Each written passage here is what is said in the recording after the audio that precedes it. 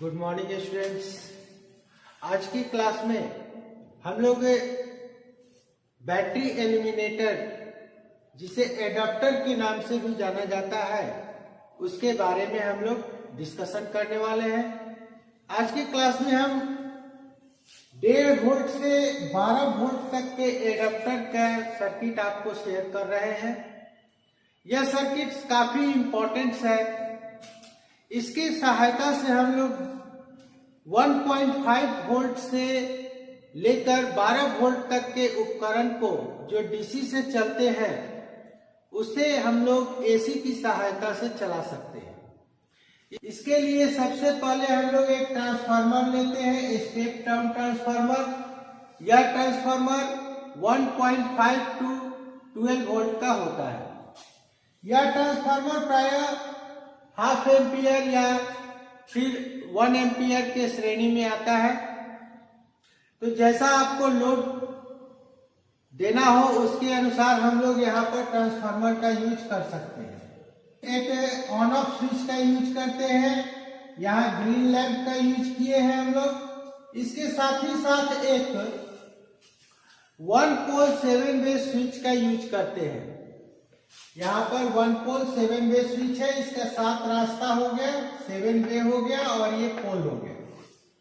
इसके साथ हम लोग एक डायोड, 4 डायोड का ब्रिज रेक्टिफायर यूज करते हैं और एक ये पाइप फिल्टर सर्किट यूज करते हैं। सबसे पहले हम लोग देखते हैं कि मेन सप्लाई का एक तार ऑन ऑफ स्विच से होता हुआ ट्रांसफार्मर के प्राइमरी के एक टर्मिनल पर जोड़ते हैं और वहीं पर हम लोग ग्रीन लैंप का एक टर्मिनल भी ऐड करते हैं। मेन सप्लाई का दूसरा तार ट्रांसफार्मर के प्राइमरी कॉइल के दूसरे टर्मिनल पर और यहाँ पर एक ग्रीन लैंप हम लोग एक सिरा जोड़ते हैं। यहाँ पर ग्रीन लैंप लगाने से बेनिफिट ये होगा कि जैसे ही हम लोग इस स्विच को ऑन करेंगे, अगर ग्रीन लैंप प्रकाश देने प्रारंभ कर देता है, इसका अर्थ हुआ कि यहाँ पर ये मेन स्पॉट और ये स्विच सही है, अर्थात प्राइमरी कॉइल तक हम लोग का सप्लाई पहुंच रहा है। अब हम लोग ट्रांसफार्मर के कॉमन को ब्रिज रेक्टिफायर के एनोड कैथोड के जंक्शन पर जोड़ते हैं और रोटरी स्विच के कॉमन को फिर हम लोग ब्रिज रेक्टिफायर के दूसरे एनोड कैथोड के जंक्शन पर जोड़ते हैं।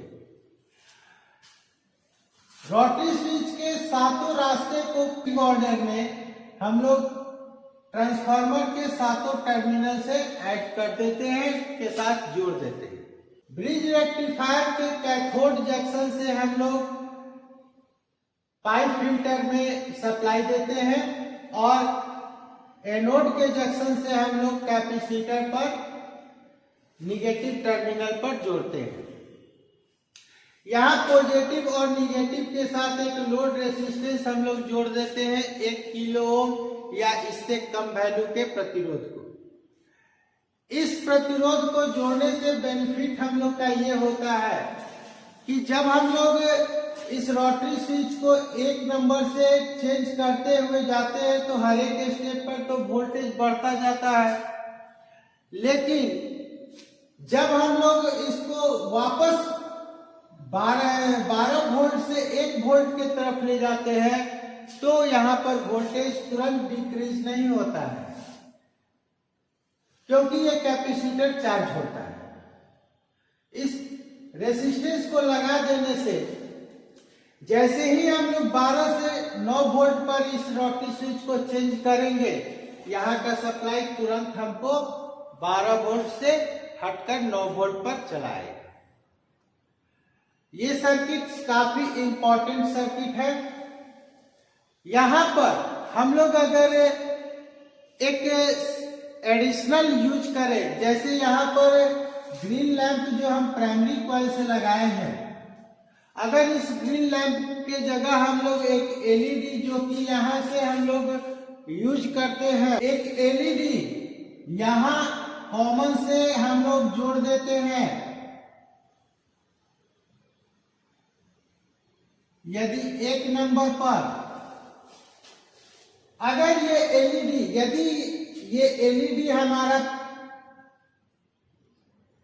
ग्लो करने लगता है, जलने लगता है, इसका मीन्स ये हुआ कि ये ट्रांसफार्मर का प्राइमरी कॉइल सही है, सेकेंडरी में सप्लाई आ रहा है। लेकिन ये अगर हम लोग ग्रीन लैंप लगाए हैं तो इससे हमको केवल ये पता चलेगा कि ट्रांसफार्मर के प्राइमरी कॉइल में सप्लाई जा रहा है, सेकेंडरी कॉइल से सप्लाई मिल रहा है या नहीं ये पता हमको नहीं चलेगा। अगर हम लोग यहाँ पर एलईडी लगा दें तो ये कंफर्म, अगर ये एलईडी ग्लो करने लगता है तो ये हम लोग 100% कंफर्म कर देते हैं, मान लेते हैं कि ये ट्रांसफार्मर हमारा काम कर रहा है। नेक्स्ट सर्किट हम लोग अगले क्लास में देखते हैं।